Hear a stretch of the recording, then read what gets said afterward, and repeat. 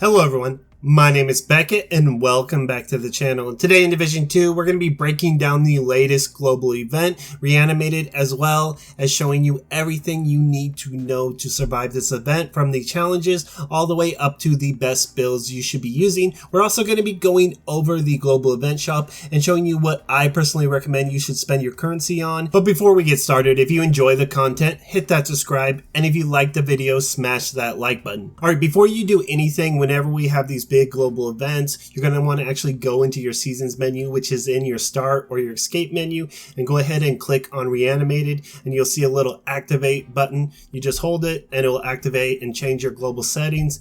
As well, you're going to want to make sure if you join any group with some friends that isn't match made, you're going to want to make sure the leader of the group always has that on. Otherwise, you're not going to get progress to any of these challenges. As always, whenever you join in matchmaking, you're always going to get match made with people who have it activated. This way you're always getting put in groups with like-minded individuals. As well as the rewards, there's going to be 10 different rewards you get for completing all the challenges or most of the challenges. You do not have to claim them right away. If you forget, they're going to end up in your stash, in your mailbox, and you'll be able to claim those. As well as the different locations you can do this. You can do this anywhere but the Dark Zone Conflict, the Expedition, as well as raids. Everywhere else is open territory, and the best place to do this, in my personal opinion, is go to the random mission, heroic queue, and just run that till you can't run it anymore. That's going to get through it the fastest, and if you have any like one-offs, we'll get into that in a bit. Now let's get into how Reanimated works. So every enemy you kill that is not an electronic,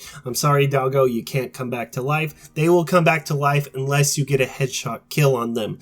Now they're only going to come back to life once, so once you kill them again, it's no worries, and really they just come back to a little bit of life, and it's not a big issue unless it's a chunga, and if you're not paying attention, a chunga can wipe your whole group, and in a heroic random mission, that can be a pain because you're going to have to start all over from the beginning. Now if we do get a headshot kill, you'll see gas come out and it looks just like the oxidizer. The only difference is it is green, and if you go inside of it, it's going to heal you for just a little bit. But if you are looking to go in there to save your life, do not do it. You're just going to die because the healing that it gives you is like 1% armor regen, and it's really not worth it. But the damage potential that you get from being inside this gas, which is a pretty large range, you can see it, it's about 10 meters around where you killed the enemy. You're going to do double or triple the amount of damage, because my headshots on my backfire were doing something like 2 million, and that is with 4 armor cores. So you can see the potential you can get from doing this. Now the best way is just to move from cloud to cloud, and even if you have to stay back a little bit further and you're not really in optimal range, let's say I'm using an SMG and I'm like 20 or 30 meters back,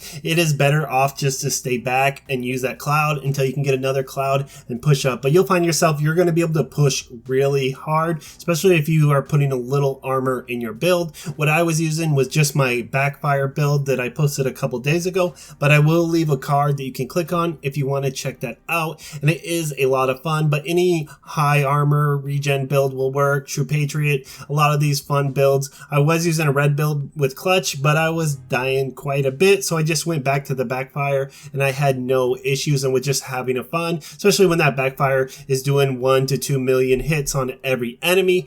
Not only that, but headshot kills seem to register the damage bonus. So if you are sniping, you're going to be able to get those headshot kills, and you're going to get that crazy multiplier from that damage. I've noticed that with any gun I was using, if I got that headshot kill and I wasn't even in gas, I would get the damage proc from it. So it's just something to notice. If you like running snipers, it's a perfect time to come out and use your sniper. Now let's take a look at the challenges, and most of them are fairly straightforward, and you don't really need to do anything funky, but every once in a while you will. So I always say just go to federally emergency bunker in that first corridor and just kind of die before the last enemy, or you can hop into story mode and just keep busting those out so you're still getting that experience so you can keep leveling up and getting more stars. The only one I wasn't able to complete was the melee kills, and I didn't even actually try for it. So basically, if you were having trouble with that, go ahead and pull out the exotic, the Sweet Dreams. You can also use Claws Out or Lady Death, or just hop in story mode and start punching things,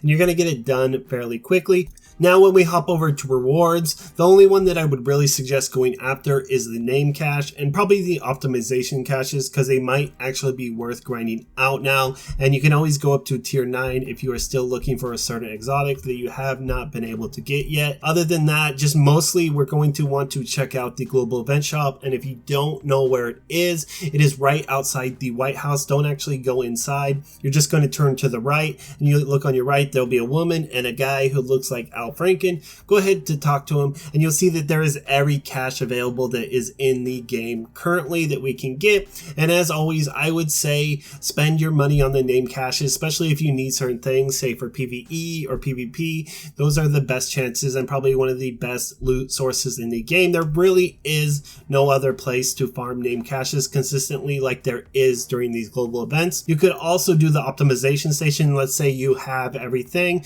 Go ahead and get all the optimization caches, calibration caches, all things like that is really going to help you optimize your character, especially if someone who is at the end of your progression, if you're sitting at like 2000 shade, you probably don't need certain named items and you'll be good to go. Other than that, just enjoy the global event. Massive has really knocked it out of the park with these global events, whether they were just fixing them, retooling them, or adding new ones in. I'm very excited. I always love when these come around. They are just such a blast, and the fact that they incentivize them with the global event shop is just a win-win in my situation. Although it is not the best one and is probably my least favorite, I am still having a blast. It's not like any of them are bad. It's just some are just much better. They're all very fun to play. Now, if you guys are looking for other Division 2 videos, I do build videos, tutorials, Division 2 news every week, anything you really need to know about this game. And just thanks again for watching, and I'll see you guys next time.